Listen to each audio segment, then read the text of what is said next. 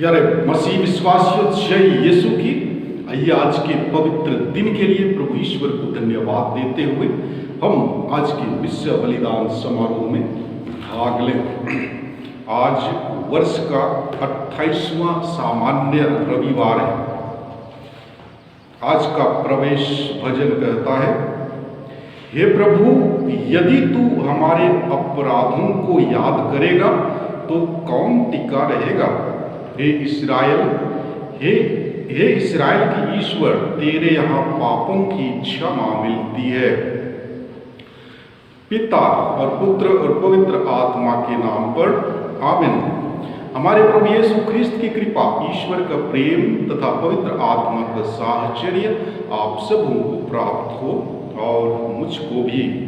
आइए आज की इस विश्व बलिदान में भाग लेने से पूर्व हम अपने आप को तैयार करें, अपने पापों के लिए, कमजोरियों के लिए, गलतियों के लिए प्रभु से क्षमा की याचना करें, ताकि हम इस पवित्र बलि भोज में योग्य रीति से भाग ले सकें।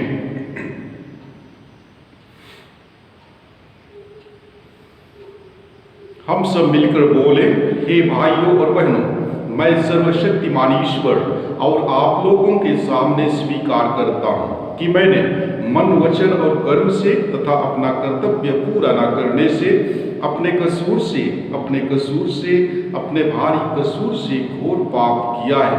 इसलिए मैं धन्य कुमारी मरियम से, सब स्वर्गदूतों, संतों और आप लोगों से, हे भाइयों और बहनों, विनती करता हूँ कि आप लोग मेरे लिए प्रभु ईश्वर से प्रार्थना करें। तू पश्चाताप करने वालों को क्षमा प्रदान करने आया है, हे प्रभु दया कर। तू पापियों को बुलाने आया है, हे ख्रीस्त दया कर। तू पिता के दाहिने विराजमान होकर हमारे लिए प्रार्थना करता है, हे प्रभु दया कर। सर्वशक्तिमान ईश्वर हम लोगों पर दया करे, हमारे पाप क्षमा कर हमें अनंत जीवन प्रदान करे। आमीन। महिमा गान एक साथ बोलेंगे। सर्वोच्च स्वर्ग में ईश्वर की महिमा और पृथ्वी पर उसके कृपा पात्रों को शांति। हे प्रभु ईश्वर, स्वर्ग के राजा, सर्वशक्तिमान पिता ईश्वर, हम तेरी प्रशंसा करते हैं, हम तुझे धन्य कहते हैं, हम तेरी महिमा गाते हैं, हम तेरी अपार महिमा के कारण तेरा गुणगान करते हैं। हे प्रभु यीशु ख्रिस्त, इकलौते पुत्र, हे प्रभु ईश्वर के मेमने पिता के पुत्र, तू संसार के पाप हर लेता है, हम पर दया कर। तू संसार के पाप हर लेता है, हमारा निवेदन स्वीकार कर। तू पिता के दाहिने विराजमान है, हम पर दया कर, क्योंकि तू ही पवित्र है, तू ही प्रभु है, तू ही है यीशु ख्रिस्त, पवित्र आत्मा के संग पिता ईश्वर की महिमा में सर्वोच्च है। आमीन। हम प्रार्थना करें। हे प्रभु, तेरी कृपा हर क्षण हमारा मार्गदर्शन और सुरक्षा करे, यह हमें भले कर्मों में सुदृढ़ बनाए रखे। हम यह प्रार्थना करते हैं अपने प्रभु तेरे पुत्र यीशु ख्रिस्त के द्वारा, जो तेरे तथा पवित्र आत्मा के संग एक ईश्वर होकर युगानुयुग जीते और राज्य करते हैं। आमीन।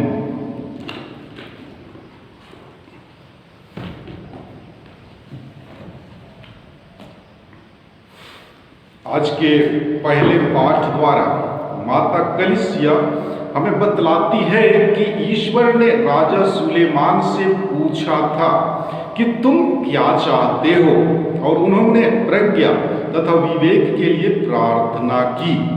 वास्तव में धन संपत्ति नश्वर है, किंतु प्रज्ञा की प्रेरणा से हम अपना जीवन सफल बना सकते हैं। प्रज्ञा ग्रंथ अध्याय 7 पद संख्या 7 से 11 तक से लिया गया है।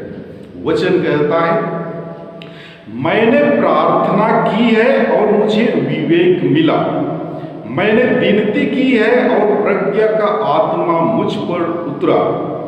मैंने उसे राजदंड और सिंहासन से ज्यादा पसंद किया और उसकी तुलना में धन दौलत को कुछ नहीं समझा।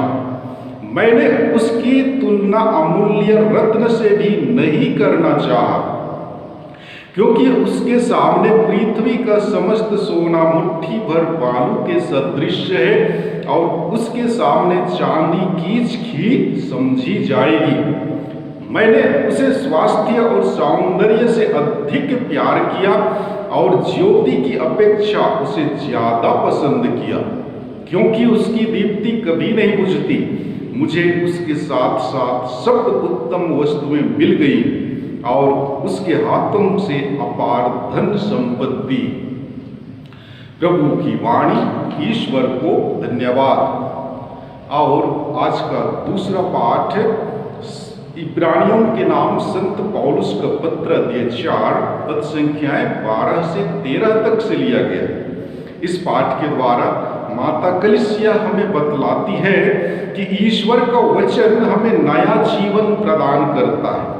हम उसे स्वीकार करें और उसके निर्देशों पर चलते रहें, तब हम ईश्वर से जो सब कुछ जानता है नहीं डरेंगे और भरोसे के साथ उसे अपने जीवन का लेखा दे सकेंगे। आइए पाठ को ध्यानपूर्वक सुने। वचन कहता है, ईश्वर का वचन जीवंत, सशक्त और किसी भी दुधारी तलवार से तेज है। वह हमारी आत्मा के अंतरतम तक पहुंच जाता है और हमारे मन के भावों तथा विचारों को प्रकट करता है। ईश्वर से कुछ भी छिपा हुआ नहीं है। उसकी आंखों के सामने सब कुछ निरावरण और खुला है। उसी को हमें लेखा देना पड़ेगा। प्रभु की वाणी। ईश्वर को धन्यवाद। और आज का सुसमाचार पाठ संत मार्कुस के अनुसार पवित्र सुसमाचार अध्याय 10 पद संख्या 17 से 30 तक से लिया गया है। इस पाठ के द्वारा माता कलीसिया हमें बतलाती है कि यीशु कहते हैं कि धनियों के लिए ईश्वर के राज्य में प्रवेश करना कठिन है। धन अपने में बुरा नहीं है, किंतु बहुत से लोग उसे प्राप्त करने के लिए अन्याय करते हैं और उसे प्राप्त करने के बाद परलोक की चिंता नहीं करते।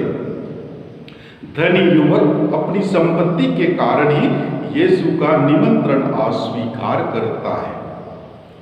प्रभु आप लोगों के साथ हो और मेरे साथ भी। संत मार्कुस के अनुसार पवित्र सुसमाचार। हे प्रभु तेरी महिमा हो।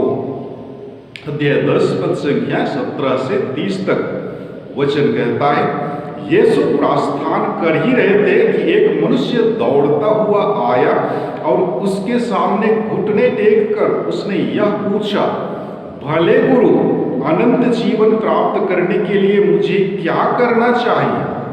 यीशु ने उससे कहा, मुझे भला क्यों कहते हो? ईश्वर को छोड़ और कोई भला नहीं। तुम आज्ञाओं को जानते हो, हत्या मत करो, व्यभिचार मत करो, चोरी मत करो, झूठी गवाही मत दो, किसी को मत ठगो, अपने माता पिता का आदर करो। उसने उत्तर दिया, गुरुवर, इन सब का पालन तो मैं अपने बचपन से करता आया हूं। यीशु ने उसे ध्यानपूर्वक देखा और उनके हृदय में प्रेम उमड़ पड़ा। उन्होंने उससे कहा, तुम में एक बात की कमी है। जाओ, अपना सब कुछ बेचकर गरीबों को दे दो और स्वर्ग में तुम्हारे लिए पूंजी रखी रहेगी। तब आकर मेरा अनुसरण करो। यह सुनकर उसका चेहरा उतर गया और वह बहुत उदास हो चला गया, क्योंकि वह बहुत धनी था। यीशु ने चारों ओर दृष्टि दौड़ाई और अपने शिष्यों से कहा, धनियों के लिए ईश्वर के राज्य में प्रवेश करना कितना कठिन होगा। शिष्य यह बात सुनकर चकित रह गए। यीशु ने उनसे फिर कहा, बच्चों, ईश्वर के राज्य में प्रवेश करना कितना कठिन है। सुई के नाके से होकर ऊंट का निकलना अधिक सहज है, किंतु धनी का ईश्वर के राज्य में प्रवेश करना कठिन है। शिष्य और भी विस्मित हो गए और आपस में कहने लगे, तो फिर कौन बच सकता है? उन्हें स्थिर दृष्टि से देखते हुए यीशु ने कहा, मनुष्यों के लिए तो यह असंभव है, ईश्वर के लिए नहीं, क्योंकि ईश्वर के लिए सब कुछ संभव है।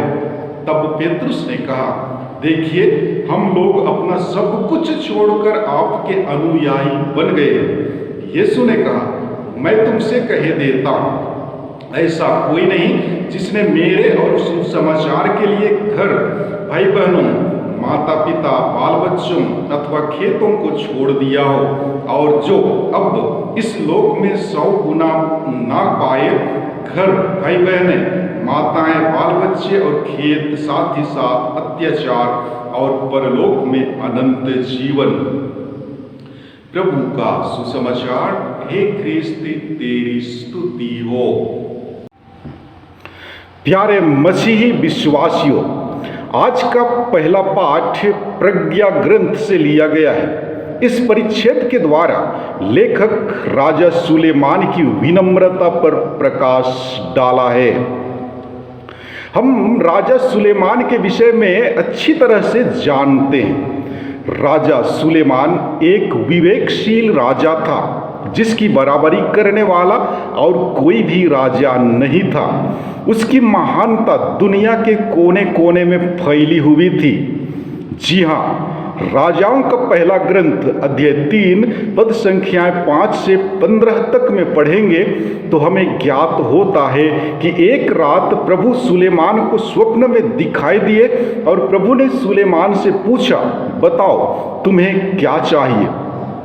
सुलेमान ने उत्तर दिया, तू मेरे पिता अपने सेवक दाऊद पर बड़ी कृपा करता रहा। वह सच्चाई, न्याय और निष्कपट हृदय से तेरे मार्ग पर चलते रहे, इसलिए तूने उन्हें एक पुत्र दिया जो अब उनके सिंहासन पर बैठा है। अपने इस सेवक को विवेक देने की कृपा कर, जिससे वह न्यायपूर्वक तेरी प्रजा का शासन करे और भला तथा बुरा पहचान सके। सुलेमान का यह निवेदन प्रभु को अच्छा लगा और प्रभु ने उससे कहा, तुमने अपने लिए ना तो लंबी आयु मांगी, न धन संपत्ति और न अपने शत्रुओं का विनाश। तुमने न्याय करने का विवेक मांगा है, इसलिए मैं तुम्हारी इच्छा पूरी करूंगा। मैं तुमको ऐसी बुद्धि और ऐसा विवेक प्रदान करता हूं कि तुम्हारे समान ना तो पहले कभी कोई था और न बाद में कभी कोई होगा। और जो तुमने नहीं मांगा मैं वह भी तुम्हें देता हूं, अर्थात ऐसा धन संपत्ति तथा ऐसा ऐश्वर्य जिससे कोई भी राजा तुम्हारी बराबरी नहीं कर पाएगा। प्यारे भाइयों एवं बहनों, प्रज्ञा या विवेक हमारे जीवन में एक महत्वपूर्ण स्थान रखता है। प्रज्ञा के बिना हम कुछ भी नहीं हैं। इसीलिए आज के पहले पाठ द्वारा सुलेमान हमें बताते हुए कहते हैं कि मैंने राजदंड, राज सिंहासन, धन दौलत, अमूल्य रत्न आदि से ज्यादा प्रज्ञा को पसंद किया। दुनिया के संपूर्ण भौतिक वस्तु को मुट्ठी भर बालू के सदृश समझा और मैंने ईश्वर से प्रज्ञा अथवा विवेक चाहा। प्यारे भाइयों एवं बहनों, हम बहुत बार अपनी जरूरतों के लिए ईश्वर से प्रार्थनाएं करते हैं और आपने महसूस किया होगा कि ईश्वर आपकी प्रार्थनाओं को नहीं सुनते हैं। यह सत्य है कि ईश्वर हमारी प्रार्थनाओं को नहीं सुनते हैं। क्यों नहीं सुनते हैं, उसका भी कारण है। जी हाँ, या तो हम प्रार्थना करना नहीं जानते हैं या फिर प्रार्थना में क्या मांगना चाहिए उसे हम नहीं जानते हैं। ईश्वर हमारी ज़रूरतों को जानते हैं, वे हमारी ज़रूरतों को पूरी करते हैं। जी हाँ, हमारे मांगने से पहले ही ईश्वर जानते हैं कि हमें किन किन चीज़ों की ज़रूरत है। लेकिन ईश्वर चाहते हैं कि हम अपनी ज़रूरतों के लिए ईश्वर से प्रार्थना करें। लेकिन देखा जाता है कि प्रायः हम अपनी सुख सुविधाओं के लिए प्रार्थना करते हैं। जी हाँ, अपनी और अपनी परिवार की भलाई के लिए प्रार्थना करते हैं। दूसरों को हम भूल जाते हैं। यही कारण है कि ईश्वर हमारी प्रार्थनाओं को अनसुना कर देते हैं। अतः हमें राजा सुलेमान की तरह विनम्र होकर प्रार्थना करनी चाहिए। राजा सुलेमान ने अपने लिए नहीं बल्कि दूसरों की भलाई को देखते हुए ईश्वर से विवेक की मांग की।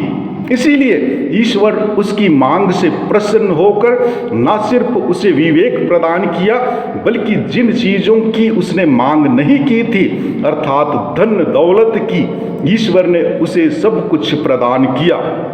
अतः जब भी हम प्रार्थना करते हैं अपने लिए नहीं बल्कि दूसरों के लिए प्रार्थना करें। यदि आप ऐसा करते हैं तो ईश्वर आपको भी राजा सुलेमान की तरह महान बनाएंगे। जी हाँ प्यारे भाइयों एवं बहनों, हमें आज के सुसमाचार की तरह लालची नहीं बनना चाहिए। हमारे पास जो कुछ भी है उसी से संतुष्ट रहना चाहिए। धन अर्जित करना बुरा नहीं है, किंतु बुरा तब बन जाता है जब उसके साथ लोभ जुड़ जाता है। लोभ के पांव तो नहीं होते मगर वह उड़कर हमारे मस्तिष्क में प्रवेश कर जाता है और ऐसे ताने बाने बुनने शुरू करता है कि किसी प्रकार अभीष्ट वस्तु की शीघ्र प्राप्ति हो जाए। जब वे सिर पैर की योजनाएं क्रियान्वित होती हैं तो अपने साथ संकट एवं त्रासदी भी लाती है। ऐसी ही दुर्भाग्यपूर्ण घटनाओं द्वारा प्रकृति बार बार मनुष्य को सचेत करती है। लालच अंततः प्राणलेवा है। जब यीशु ने धनी युवक से कहा तुम सब कुछ बेचकर गरीबों को दे दो और स्वर्ग में तुम्हारे लिए पूंजी रखी रहेगी, तब आकर मेरा अनुसरण करो, यह सुनकर वह बहुत उदास हो गया क्योंकि वह बहुत धनी था। यहाँ हमें मनन चिंतन करने की आवश्यकता है कि धनी युवक को धन संपत्ति से इतना लगाव था कि वह अपने धन का छोटा अंश भी दूसरों को देना नहीं चाहता था। उस धनी युवक के लिए धन ही सब कुछ था, उससे बढ़कर कोई दूसरा नहीं। युवक के लिए स्वर्ग की प्राप्ति आवश्यक था क्योंकि उसके पास सब कुछ था। आज की इस घटना से हमें यही सीख एवं शिक्षा मिलती है कि हमें धन पर अधिक लालच नहीं करना चाहिए। प्यारे भाइयों एवं बहनों, आज हम उस धनी व्यक्ति के जगह स्वयं को रख कर देखें। हम भी उस धनी व्यक्ति की तरह धनी हैं, पर हमें किसी चीज को त्यागने की जरूरत नहीं है। जब यीशु कहते हैं कि अपना सब कुछ त्याग कर मेरा अनुसरण करो, का तात्पर्य यह है कि पूर्ण रूप से उसके शिष्य बने। ईश्वर के द्वारा दिया गया खूबियां हमारे धन है, पर क्या हम आध्यात्मिक रूप से सबल बने हैं? ठीक उसी प्रकार यीशु ने अपने शिष्यों को भी अपने पीछे पूर्ण बनने के लिए बुलाया था। उन्होंने यीशु के साथ उनके मिशन कार्य में सहभागी हुए थे, परंतु हम शिष्यों की विभिन्न खामियों को भी पाते हैं। यूदस ने तो अपने मालिक यीशु को 30 सिक्कों में बेच दिया था। पेतरुस जो चट्टान कहलाता था, उसी ने यीशु को अस्वीकार किया था। इसी तरह प्रभु के शिष्यों में भी कई प्रकार की खामियां पाई गई हैं, लेकिन इनके बावजूद उन्होंने उनके पद को स्वीकारा और अपनी खामियों का त्याग करते हुए एक अच्छे शिष्य बनने की कोशिश की। आज हमें भी यह मनन करने की जरूरत है कि ऐसी कौन सी कमजोरी है जो मुझे यीशु के शिष्य बनने में मेरा रुकावट है। अतः प्रार्थना करें कि ईश्वर हमें इन खामियों को जानने की प्रज्ञा अर्थात विवेक प्रदान करे। आमीन। आइए हम अपने विश्वास को प्रकट करें। हम स्वर्ग और पृथ्वी के सृष्टिकर्ता सर्वशक्तिमान पिता ईश्वर में विश्वास करते हैं और उसके एकलौते पुत्र हमारे प्रभु यीशु ख्रिस्त में हम विश्वास करते हैं, जो पवित्र आत्मा के द्वारा गर्भ में आए और कुंवारी मरियम से जन्मे। उन्होंने पोंतुस पिलातुस के शासनकाल में दुख भोगा। वह क्रूस पर चढ़ाए गए, मर गए, दफनाए गए और अधोलोक में उतरे। वह तीसरे दिन मृतकों में से जी उठे, स्वर्ग गए, सर्वशक्तिमान पिता ईश्वर के दाहिने विराजमान हैं और वहाँ वहाँ से जीवितों और मृतकों का न्याय करने आएंगे। हम पवित्र आत्मा पर, पवित्र कैथोलिक कलीसिया, धर्मियों की सहभागिता, पापों की क्षमा, शरीर के पुनरुत्थान और अनंत जीवन में विश्वास करते हैं। आमीन। प्रिय भाइयों एवं बहनों, हमारे लिए सब कुछ असंभव है, परंतु ईश्वर के लिए सब कुछ संभव है। हमारा विश्वास हमारा उद्धार करने में हमारी मदद करे, इसके लिए तथा अपनी अन्य आवश्यकताओं के लिए हम पिता ईश्वर से प्रार्थना करें और कहें, हे पिता, हमारी प्रार्थना सुन। हम अपने संत पिता, अपने सभी धर्माध्यक्षों, पुरोहितों और धर्म संघियों के लिए प्रार्थना करें कि ज्ञान, विवेक और प्रज्ञा जैसे सद्गुणों को उन्होंने अपने पुरोहिताभिषेक और व्रत धारण के दौरान पवित्र आत्मा से प्राप्त किया है, वे इन सद्गुणों को कलीसिया के निर्माण तथा ख्रिस्तीय विश्वासियों की आत्मिक भलाई और उत्थान के लिए उपयोग में ला सकें। इसके लिए हम पिता ईश्वर से प्रार्थना करें और कहें, हे पिता, हमारी प्रार्थना सुन। हम उन लोगों के लिए प्रार्थना करें जो दिन रात धन दौलत अर्जित करने के लिए मेहनत करते हैं, कि वे न केवल भौतिक लाभ की चिंता करें बल्कि आत्मिक लाभ की भी चिंता करें। सबसे अधिक वे ईश्वर के राज्य की खोज करें और अपनी धन संपत्ति गरीबों के बीच बांट दें। इसके लिए हम ईश्वर से प्रार्थना करें और कहें, हे पिता, हमारी प्रार्थना सुन। हम अपने सभी ख्रिस्तीय भाई बहनों के लिए प्रार्थना करें कि वे ईश्वर की सभी आज्ञाओं का पालन कर अनंत जीवन प्राप्त कर सके। इसके लिए हम पिता ईश्वर से प्रार्थना करें और कहें, हे पिता, हमारी प्रार्थना सुन। हम ईश्वर तथा लोगों की सेवा के लिए स्वयं को समर्पित हमारे भाई बहनों, उपयाजकों और आयाजकों के लिए प्रार्थना करें कि वे पवित्रता, आज्ञाकारिता तथा निर्धनता का जीवन व्यतीत करते हुए ईश्वर के प्रति हमेशा ईमानदार तथा निष्ठावान बने रहें और ईश्वर से परिपूर्ण कृपा प्राप्त कर सकें। इसके लिए हम पिता ईश्वर से प्रार्थना करें और कहें, हे पिता, हमारी प्रार्थना सुन। हम इस पवित्र बलि समारोह में उपस्थित सभी विश्वासियों के लिए प्रार्थना करें कि वे ईश्वर के वचन को सुन और ग्रहण कर उससे ईश्वर के राज्य की खोज करें। इसके लिए हम पिता ईश्वर से प्रार्थना करें और कहें, हे पिता, हमारी प्रार्थना सुन। आइए कुछ देर मौन रहकर हम निजी एवं व्यक्तिगत निवेदनों को प्रभु की पावन वेदी पर समर्पित करें।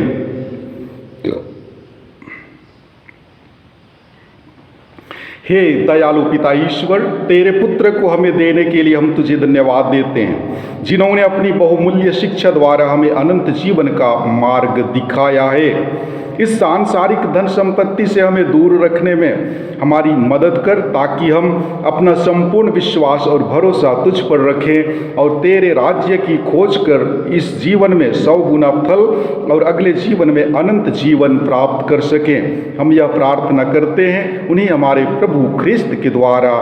आमीन।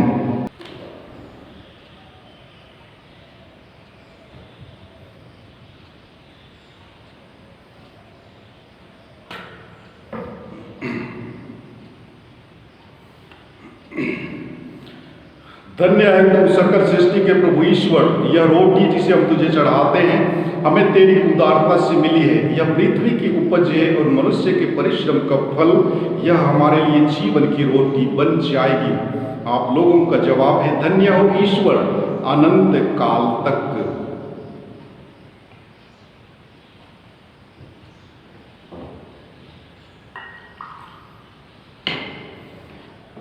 इस जल तथा दाखरस के रहस्य द्वारा हम ख्रिस्त के ईश्वरत्व के भागी बन जाए, जो हमारे लिए दीनहीन मनुष्य बन गए।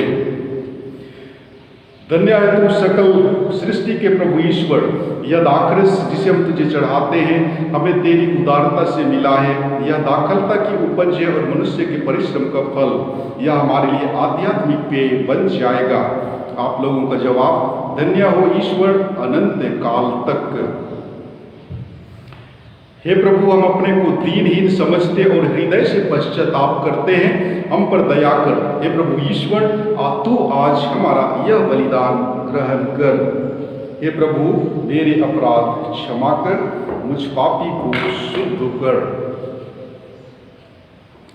भाइयों और बहनों, प्रार्थना कीजिए कि सर्वशक्तिमान पिता ईश्वर मेरा और आप लोगों का यह बलिदान स्वीकार करे। प्रभु अपने नाम की स्तुति तथा महिमा के लिए और हमारे तथा समस्त पवित्र कलीसिया के लाभ के लिए मेरे हाथों से यह बलिदान स्वीकार करें। आमीन। हे प्रभु, इन बलिदानों के साथ अपने भक्तों की प्रार्थनाएं भी स्वीकार कर भक्ति के इन कार्यों द्वारा हम स्वर्गिक महिमा के सहभागी बन जाए, हमारे प्रभु ख्रिस्त के द्वारा। आमीन। प्रभु आप लोगों के साथ हो और मेरे साथ भी। प्रभु में मन लगाइए। हम प्रभु में मन लगाए हुए हम अपने प्रभु ईश्वर को धन्यवाद दें। यह उचित और न्याय संगत है। हे प्रभु पवित्र पिता, सर्वशक्तिमान और शाश्वत ईश्वर, यह वास्तव में उचित और न्याय संगत है। हमारा कर्तव्य तथा कल्याण है कि हम सदा और सर्वत्र तुझे धन्यवाद दें। जो पुत्र पुत्रियां पाप के कारण तुझसे दूर भटक गए थे, उनको अपने पुत्र के रक्त और पवित्र आत्मा की सामर्थ्य से तूने पुनः अपने पास एकत्र किया, ताकि जैसे पवित्र त्रित्व एक है, वैसे ही उसके स्वप्रभाव से तेरी प्रजा भी एक बने और कलीसिया तेरी बहुविध प्रज्ञा की स्तुति में ख्रिस्त के शरीर तथा पवित्र आत्मा के मंदिर के रूप में प्रकट हो जाए। इसलिए स्वर्गदूतों की मंडली में के स्वर में स्वर मिलाकर आनंद की उमंग में हम तेरा स्तुति गान करते हैं। एक साथ बोलेंगे, पवित्र पवित्र पवित्र प्रभु विश्वमंडल के ईश्वर, स्वर्ग और पृथ्वी तेरी महिमा से परिपूर्ण है। स्वर्ग में सर्वोच्च स्वर्ग में होसन्ना, धन्य है वे जो प्रभु के नाम पर आते हैं, सर्वोच्च स्वर्ग में होसन्ना। हे प्रभु, तू वास्तव में पवित्र है, सारी पवित्रता का स्रोत है। हम तुझसे प्रार्थना करते हैं, तू इन उपहारों को अपने आत्मा के संस्पर्श से पवित्र कर दे कि ये हमारे प्रभु यीशु ख्रिस्त का शरीर तथा रक्त बन जाए। जब वे स्वेच्छा से मृत्यु के लिए सौंपे गए, उन्होंने रोटी ली, तुझे धन्यवाद दिया और रोटी तोड़कर उसे अपने शिष्यों को देते हुए कहा, तुम सब इसे लो और इसमें से खाओ, क्योंकि यह मेरा शरीर है जो तुम्हारे लिए बलि चढ़ाया जाएगा।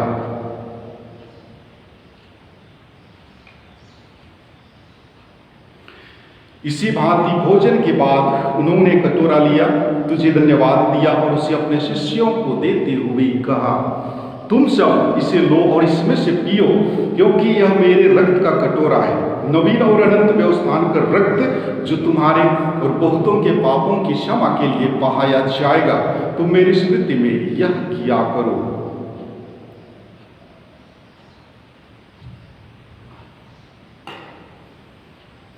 विश्वास का रहस्य। हे प्रभु, हम तेरी मृत्यु और पुनरुत्थान की घोषणा तेरे पुनरागमन तक करते रहेंगे।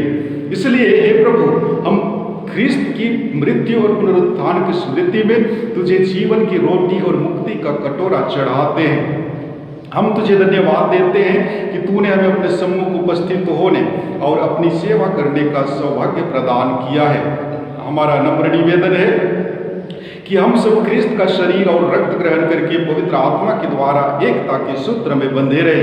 हे प्रभु, हमारे संत पिता फ्रांसिस, हमारे धर्माध्यक्ष आनंद जोजो और सभी याजकों के साथ विश्व भर में फैली अपनी कलीसिया की सुधि ले तथा इसे प्रेम में सिद्ध बना दे। हमारे उन भाई बहनों की भी सुधि ले जो पुनरुत्थान की आशा में परलोक को सिधार चुके हैं, उन्हें और सभी मृतकों को अपने दर्शन का सौभाग्य प्रदान कर हम सब पर दया दृष्टि डाल कि हम भी अनंत जीवन के सहभागी बने और ईश्वर की माता धन्य कुमारी मरियम, उनके वर धन्य योसेफ, धन्य प्रेरितों तथा सब संतों के साथ जो युग युग में तेरे प्रति विश्वस्त बने रहे, तेरी स्तुति और महिमा कर सके तेरे पुत्र यीशु ख्रिस्त के द्वारा। इन्हीं प्रभु ख्रिस्त के द्वारा, इन्हीं के साथ और इन्हीं में हे सर्वशक्तिमान पिता ईश्वर, पवित्र आत्मा के साथ सारा गौरव तथा सम्मान युगानुयुग तेरा ही है। आमीन।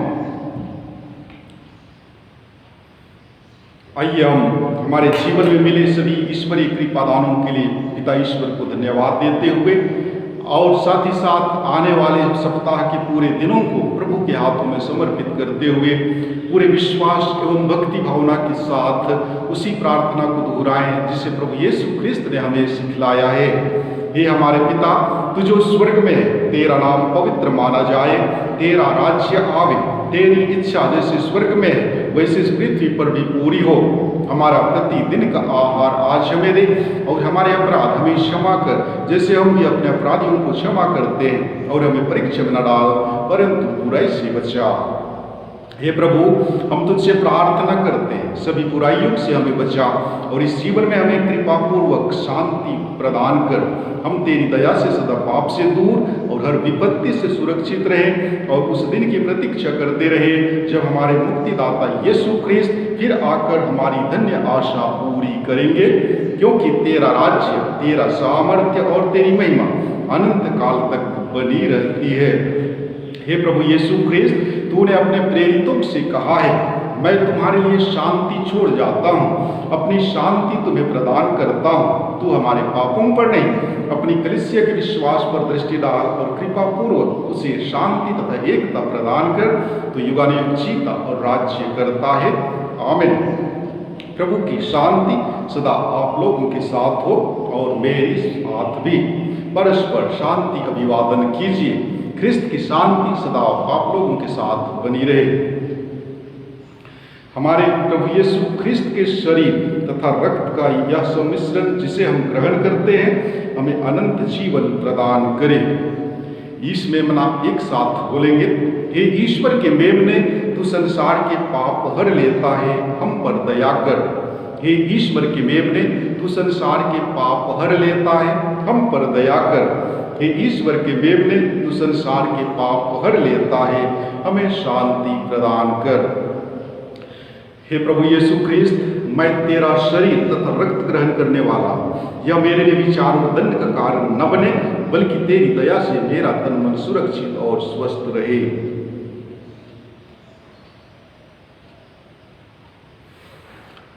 देखिए ईश्वर का मेमना, इन्हें देखिए जो संसार के पाप हर लेते हैं।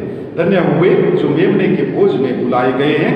हे प्रभु, मैं इस योग्य नहीं हूँ कि तू मेरे यहाँ आए, किंतु एक ही शब्द कह दे और मेरी आत्मा चंगी हो जाएगी। ख्रिस्त का शरीर और रक्त अनंत जीवन के लिए मेरी रक्षा करता रहे। आमीन।